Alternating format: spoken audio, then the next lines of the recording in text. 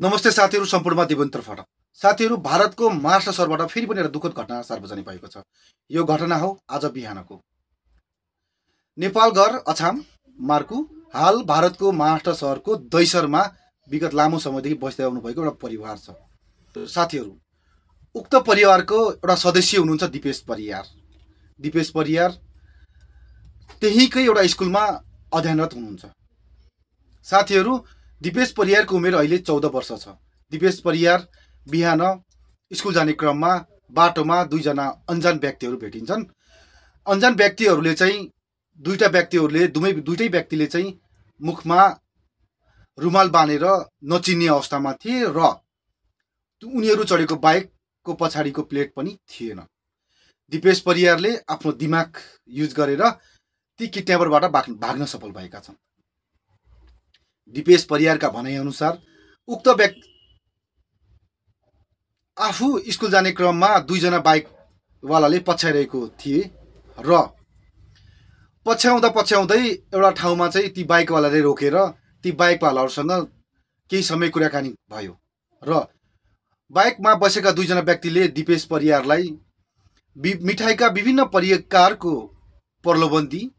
बाबु, मेरो बाइकमा बस, तिमीलाई म तिम्रो घरसम्म पुगाइदिन्छु भन्ने प्रलोभन दिए। तर दिपेश परियारले चाहिँ एकदमै राम्रो काम गरेका छन् बाबु, तिम्रो यो विवेकलाई हामी सम्मान गर्छौँ। तिमीले सही समयमा आफ्नो बुद्धि प्रयोग गरेर ती किडन्यापरबाट भाग्न सफल भएका छौ।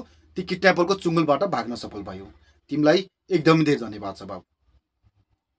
बाबुको यो कामलाई तपाईँ हामीहरूले सम्मान गर्नु नै पर्छ। बाबुको भनाइअनुसार बाबुले देख्ने बित्तिकै तिनीहरूले मुखमा मास्क लगाएको, मास्कको अर्थात् मुखमा चाहिँ रुमाल बाँधेको र उनीहरूको गाडीमा चाहिँ प्लेट नम्बर थिएन। ती दुईजना चाहिँ बाइकमा आएका थिए। कति राम्रो बुद्धि छ त बाबुको। बाबुले त्यो देख्ने बित्तिकै के सोचे रहेछन् भने पक्का यिनीहरूले मलाई प्रलोभन दिई किडन्याप गर्नेछन्। बाबुले आफ्नो दिमाग प्रयोग गरी ती दुईवटा किडन्यापरबाट भाग्न सफल भएका छन्। बधाई छ बाबु तिमीलाई, धन्यवाद छ बाबु तिमीलाई। अहिले बाबु सुरक्षित आफ्नो घरमा बसिरहेका छन्। साथीहरू, यस्ता केसहरू किन नेपाली माथि मात्र किन भइरहेको छ त?